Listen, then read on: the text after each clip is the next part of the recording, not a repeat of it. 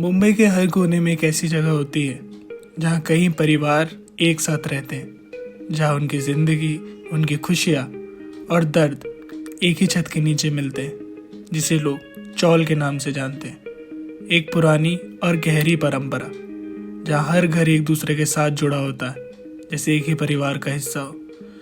चौल एक ऐसी बस्ती है जहाँ एक छोटी सी गली के आसपास कई परिवार अपनी जिंदगी के पल बिताते हैं। घर छोटे छोटे होते हैं, लेकिन उनमें खुशी और गम का एक ऐसा रिश्ता होता है जो कभी टूट नहीं पाता। घर के अंदर एक खुशबू होती है, खुशबू रोटी, सूखी सब्जी और छोटे बच्चों की मुस्कान की।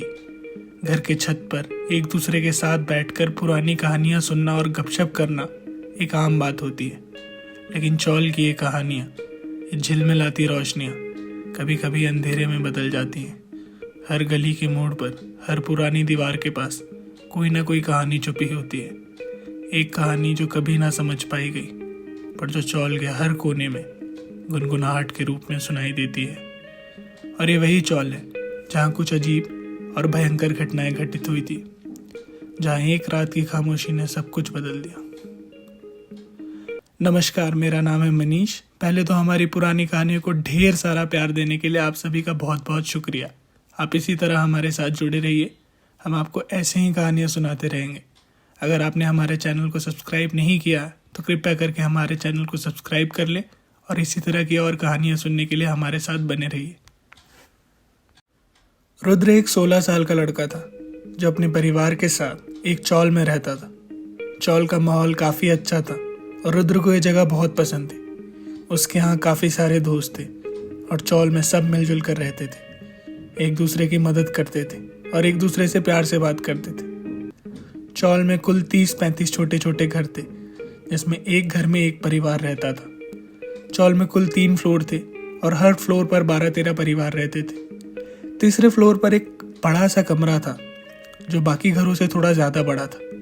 अब क्योंकि ये कमरा बड़ा था, इसका किराया भी काफ़ी ज़्यादा था, इसलिए ये कमरा हमेशा खाली रहता था।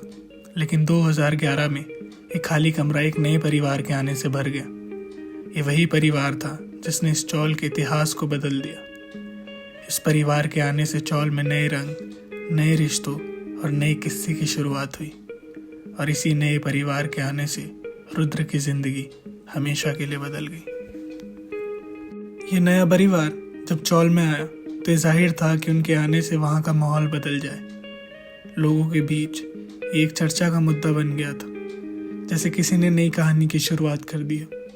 इस परिवार में एक बूढ़ी औरत थी, उसका पति, 2 बेटे और बड़े बेटे की वाइफ। ये परिवार वहाँ रहना शुरू करता है और उनके शांत स्वभाव ने सबका ध्यान अपनी तरफ खींच लिया। ये परिवार उनमें से था जो अपने काम से काम रखते थे, न किसी से ज़्यादा बातचीत, न किसी से ज़्यादा मिलते जुलते। सब कुछ बिल्कुल शांत था, पर ये शांति कुछ ज़्यादा ही थी, जैसे किसी ने अपने अंदर कोई गहरा राज छुपा रखा हो।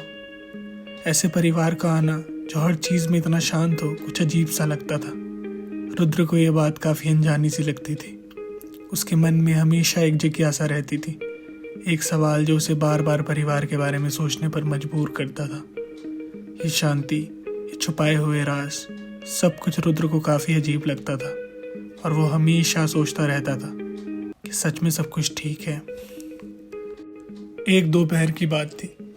रुद्र, जो खुद को कुछ बेहाल महसूस कर रहा था, अपनी खराब तबीयत की वजह से स्कूल नहीं जा पाया।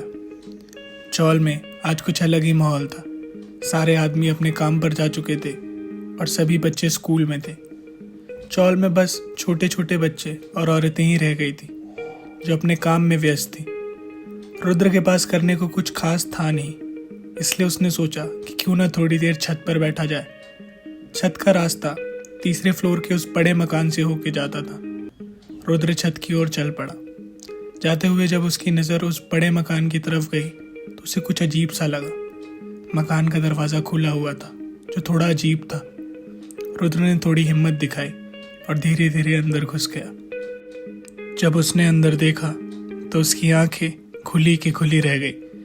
उस मकान के अंदर एक भयंकर दृश्य उसका इंतज़ार कर रहा था। घर की बहू पंखे से लटकी हुई थी।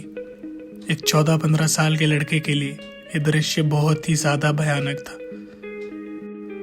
रुद्र अपने दिल की घबराहट को दबाते हुए भागता हुआ गया और जो कुछ उसने देखा था सबको बता दिया। उस बड़े मकान में जो कुछ भी था सब कुछ बिल्कुल अलग था। वहाँ कोई भी नहीं था। सारे मर्द अपने काम पर जा चुके थे और उनकी माँ किसी रिश्तेदार के यहाँ गई हुई थी। जब सबको ये बात पता चली सारे मर्दों को चौल में बुलाया गया और उस परिवार को भी इन्फॉर्म किया गया। पुलिस को इस घटना की जानकारी दे दी गई और उस लड़की की लाश को वहाँ से ले जाया गया। पर सबसे चौंकाने वाली बात ये थी कि अगली सुबह जब लोग उस बड़े मकान का हाल चाल लेने गए तो उन्होंने देखा कि मकान पूरी तरह खाली हो गया था। वहाँ कोई भी नहीं था। सबको लगा कि वो परिवार इस भयंकर सदमे के बाद एक घर खाली करके कहीं और चला गया। कुछ दिनों बाद सब कुछ नॉर्मल होने लगा, लेकिन रुद्र अभी तक उस भयंकर सदमे से उभर नहीं पाया था। उसके जहन में वो दृश्य बार बार घूम रहा था। कुछ दिनों बाद रुद्र को अजीब सपने आने लगे। सपने में वो उस बड़े मकान के बीचों बीच एक कुर्सी पर बैठा होता था। उसके हाथ बंधे हुए होते थे और उस परिवार के सभी लोग उसे मार रहे होते थे, तंग कर रहे होते थे। रुद्र ने यह सपना अपने परिवार वालों को बताया, लेकिन उन्होंने सोचा कि ये बस एक डर है जो उसके मन में बैठ गया उस भयंकर हादसे के बाद। लेकिन कुछ दिन बाद वो औरत जो उस बड़े मकान में थी रुद्र के सपनों में आने लगी और इस बार उसने रुद्र से कहा कि उसका सुसाइड एक मर्डर था। अब रुद्र के माँ बाप काफ़ी परेशान हो गए। उन्होंने यह बात चौल के लोगों को बताई और जब ये बात सारे लोगों के सामने आई तो एक और दिलचस्प बात सामने आई। ये वही सपना था जो 8-9 और लोगों को भी आ रहा था। कुछ दिनों तक सब समझ नहीं पाए कि ये हो क्या रहा है और सबने मिलकर पुलिस में कंप्लेंट दर्ज करवाई। फिर कुछ दिन बाद चौल के लोगों को ये भी पता चला कि वो औरत जो मर चुकी थी तीसरे फ्लोर पर कई लोगों को दिखाई देने लगी थी। ये सब बातें अब बहुत ज़्यादा चिंता का कारण बन चुकी थी और लोग समझ नहीं पा रहे थे कि ये कैसे हो रहा है। ये आतंक इतना बढ़ गया था कि लोग अपने घर खाली करने लगे थे। घर का माहौल इतना डरा देने वाला हो गया था कि लोग डर के मारे अपने आसपास के इलाके छोड़ रहे थे। फिर कुछ दिन बाद पुलिस की तहकीकात के बाद ये सच सामने आया कि उस लड़की को दहेज के लिए उसके परिवार वाले तंग किया करते थे और उसकी मौत का कारण सुसाइड नहीं बल्कि मर्डर था, जो कि उसी के परिवार वालों ने किया था। ये सुनकर लोगों के होश उड़ गए। सभी को लगा जैसे उनके नीचे से ज़मीन निकल गई हो।